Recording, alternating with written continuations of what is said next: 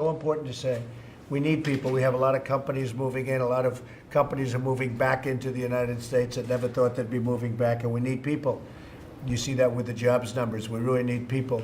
But it has to be through a legal process and a process of really of merit. But we do want people coming into our country. They have to come in legally. I just want to thank everybody for being here. What you go through is incredible, and the job you do is incredible. Few people could do what you do. And we want to try and make it easier for you, or another way you could this way handle more of the incredible work. Because no matter what we do, it's not going to stop, but we can reduce it incredibly by tremendous numbers. So I just want to thank everybody for being here, and we're very proud of you, very proud of the job you do. Thank you very much. And Madam Secretary, thank you very much. Really great. Mr. President? Yeah, please. Mr. President? Why not just go ahead and do the National University now if the Well, we're building the committee wall is now. not- Yeah, we're building the wall. People don't understand that. They're starting to learn. We're spending a lot of money that we have on hand. It's like in a business, but we have money on hand, and we're building. I would say we will have 115 miles of wall, maybe a little bit more than that very shortly. It's being built. Some of it's already been completed, and in San Diego, if you look, it's been completed. It's really beautiful, brand new. We have other wall that's under construction, and we're giving out a lot of contracts. So we're building the wall. It's getting built one way or the other. Is there another option besides the National University? We are doing things right now. I mean, we're building it with funds that are on hand. We're negotiating very tough prices.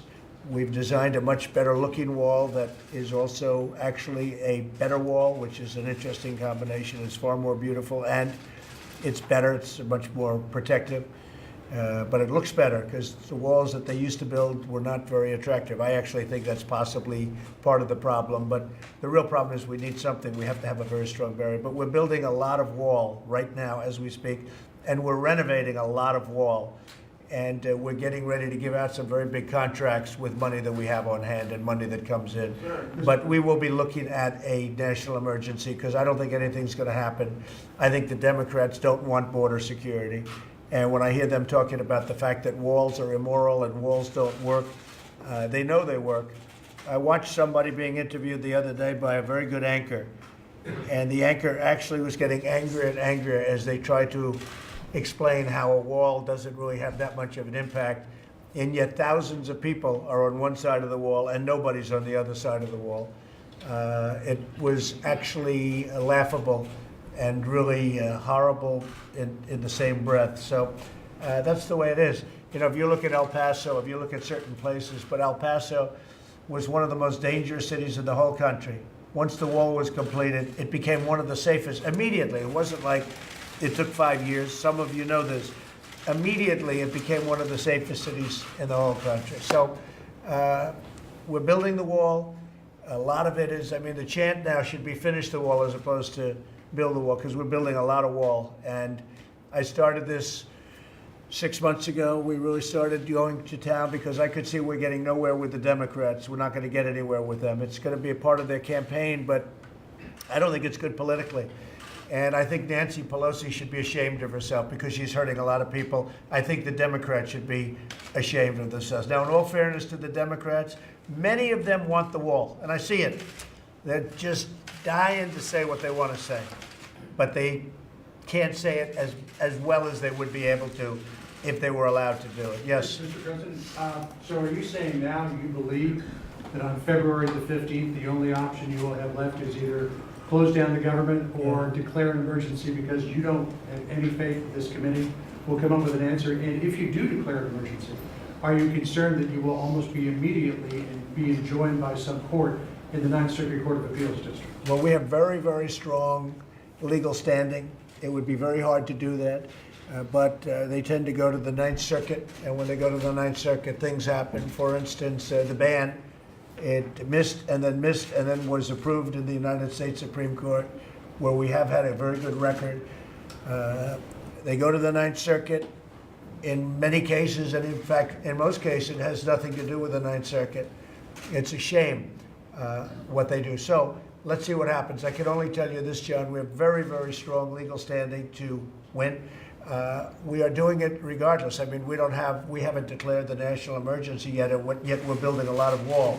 We're continuing to build a lot of wall with, as we would say in business, cash on hand. And we're negotiating tough prices. We have a great system, a great wall system. It's very uniform. They used to have all these different systems. Nobody knew what was going on. We have a very good, solid system that looks good and is very powerful as a wall. But are you saying now you expect to declare a national? I don't want to say, but you'll hear the State of the Union, and then you'll see what happens right after the State of the Union, okay? Well, are you going to wait until February 15th to do this? Yeah, we're building now. I mean, the one thing that I'm trying to stress to people, and I wasn't before because before it meant less, but when I see the obstruction, when I see the tremendous obstruction by Democrats, knowing that the only saving of our southern border is the wall. I mean, you look at these towns, before the wall they were crime-ridden, and now the wall gets built. We put up a wall in a certain area, and all of a sudden it went from being a horrible hellhole into something that's really safe. They can't even believe it. The mayors can't even believe it. If you ever took some of the walls down in California, for instance, one story in San Diego, they were begging us to build the wall. I mean, they were putting pressure on us, that area of San Diego, where people were rampant going through. And you'd have a lot of security, but the security can only do so much. When, as an example, when you have these caravans that are going to be hitting, we've done a great job with the caravans, an incredible job. And most of them have gone back where they're staying on the other side of a wall. They haven't been coming in for the most part. But we've done a great job. We don't have the ammunition because we don't have the barrier. But it's been really amazing to see the difference when you have it and when you don't. It's incredible to see the difference of an area on the other side of a barrier. So, you know, the old expression, walls work whether you like it or not. In Israel, they have a wall, and it is 99.9% successful. And ours are too.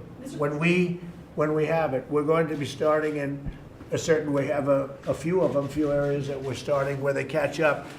Once you have the holes in the middle, they just spread, sort of like water, they just spread in, but you have to have it. So when you talk about the committee, I can tell you the Republicans want to have a wall, but the Democrats are told that you can't do that.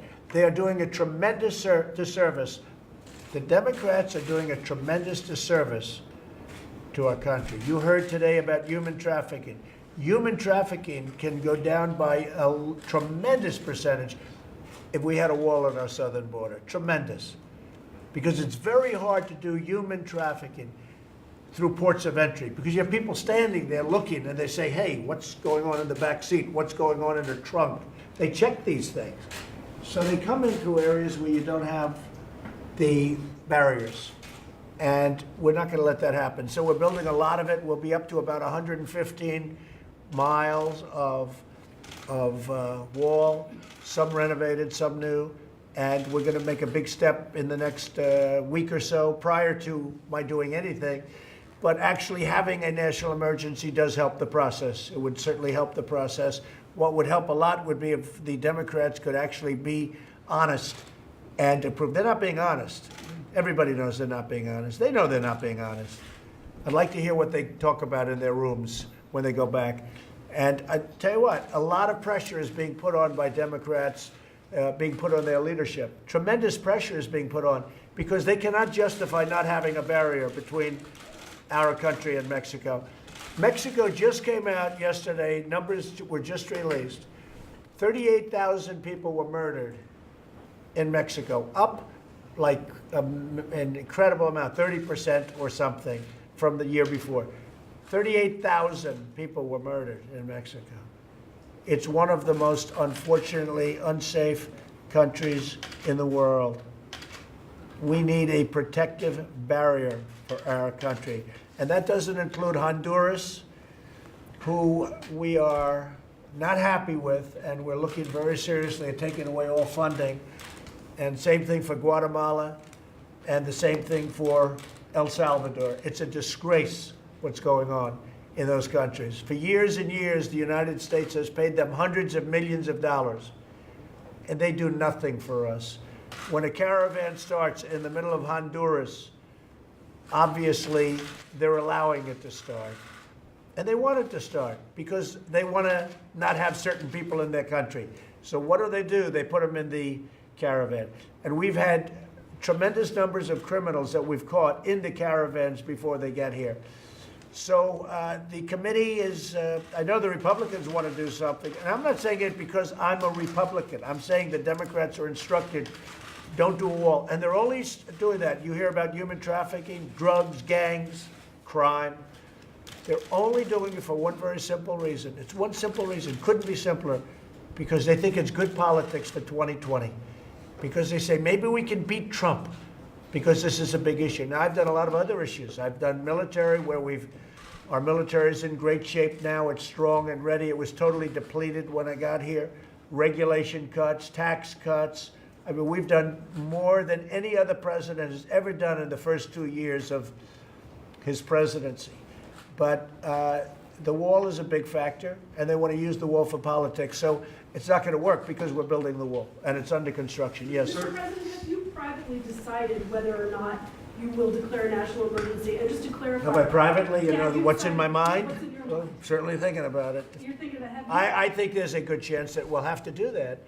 But we will, at the same time, be building, regardless, we're building wall, and we're building a lot of wall, but I could do it a lot faster the other way. Are you saying that that we should be prepared for you to announce at the State of the Union what you are going to do? Well, I'm saying listen closely to the State of the Union. I think you'll find it very exciting. Can I get a Venezuelan question real quick? Yeah. Are you willing to commit U.S. military if necessary to force Mr. Monroe's? No, I don't want to say that, but it's always an option. Everything's an option.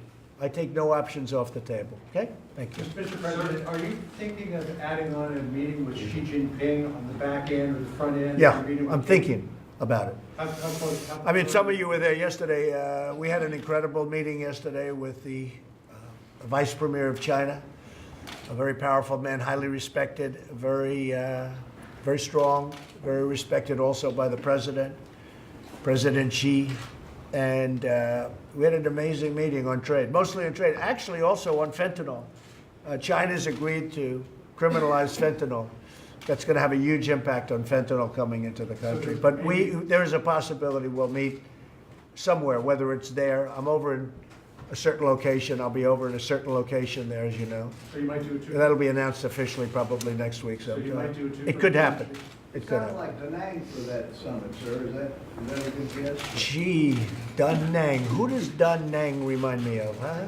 Certain senator. It's a certain senator that said he was a war hero when he wasn't. He never saw Da Nang. Have you found the money to build the wall, and you think you do have to? Well, we have a lot of money, and that's why we're building it. I mean, we have a lot of money. Don't forget, we had $1.6 billion approved. Then we had another $1.6 billion approved. Now, in theory, we have $1.3 billion approved. But we're renovating a lot of walls that were basically dilapidated. In some cases, it's called a renovation, but it's really much more. It's wall that is in such bad shape that we take it down and we build new wall in certain very important areas. But we're doing a combination of renovation and new wall. But we're doing a lot of it. Mr. President, do you need an appropriation from Congress or a national emergency to build all the wall you think is necessary? We're already appropriated. We have a lot of appropriation. It's already been done. And certain other things we'll be doing that we haven't done yet. And one of the things we're considering, obviously, is a national emergency. And it's an invasion of our country of not only people, not only gangs and criminals and human traffickers, it's an invasion of drugs into our country. It's an invasion like you've never seen before. You talk about heroin. 90% of the heroin coming into our country comes in through the southern border. We can stop so much of that. And I'll tell you this. If we build a proper barrier with all of the technology, which only really works with the barrier, but if we build a proper barrier with great technology too, we will see crime throughout the United States go down in percentages that we've never seen before. It'll be an amazing thing because so much of it comes through the southern border. Mr. President, can you tell us some of the themes that are important to you in the State of the Union speech? I think most of the themes you would know. It's economic development, it's success. No country has had the success that we've had over the last 2 years. And I will say this, if the other party got into office, instead of being up and having these phenomenal 304,000 jobs added, and we had so many great months. And, you know, it's been a little bit tricky because I'm in the middle of some very big trade deals, which is disruptive before you make it. But after you make it, those deals are much better than they were before. I don't even mean much better. I mean better like nobody's ever seen before. That includes a deal, if we make the deal with China, you're talking about, it'll be a different world for us. We lost $500 billion a year with China for many years. 500 billion, not million, 500 billion. We're not going to do that anymore. And our relationship with China is extraordinary. My relationship with President Xi is better, I guarantee, than any relationship of a president and a president. There's not even close. But it can't go on this way. We can't allow this to happen. And if you notice yesterday, and I think it was a big story, or it should have been, but China, as a sign of goodwill, has agreed to purchase a tremendous, massive amount of soybeans and other agricultural product. Our farmers this morning are very happy. I spoke to Sonny Perdue, Secretary of Agriculture. He called me this morning. Our farmers are extremely happy. Mr. President, in Texas, where you want to build about 168 miles of wall, you can't build the wall right on the border. You've got to build it off the floodplain. Right. So you may slow down human traffickers, you may slow down drug runners, you may slow down people who don't want to get caught. But for all these tens of thousands of Central American migrants who just want to touch foot on U.S. soil and wait for the Border Patrol to pick them up, how does building a new wall solve that problem? Well, we're going to solve the problem, and we're also working on different things because there's so many loopholes. You're right. Touch the land, all of a sudden it's a catch and release deal. They go into the country, and in some cases, if they're criminals, they're released into our country. It's a ridiculous thing. It's a loophole.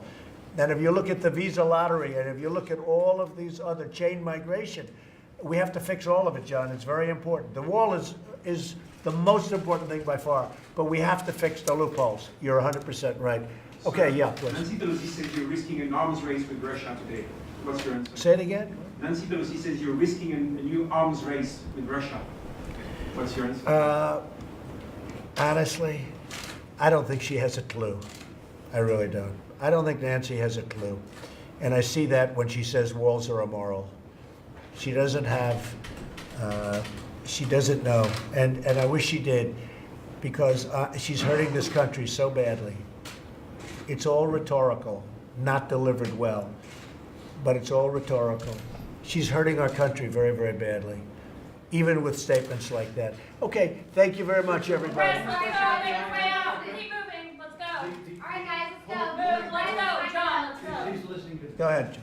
Pulling out of the INF, is this as much about the threat in the Western Pacific from China as it the emerging threat from China? No, the reason is, first of all, you have to add countries, obviously, it's old. But very importantly, one side has not been adhering to it. We have, but one side hasn't. So unless they're going to adhere, we shouldn't be the only one. I hope that we're able to get everybody in a very big and beautiful room and do a new treaty that would be much better. But, because certainly I would like to see that. But you have to have everybody adhere to it. And you have a certain side that almost pretends it doesn't exist, pretty much pretends it doesn't exist. So unless we're going to have something that we all agree to, we can't be put at the disadvantage of going by a treaty, limiting what we do when somebody else doesn't go by that treaty. Okay? Thank you. Thank you very much, everybody. Let's go.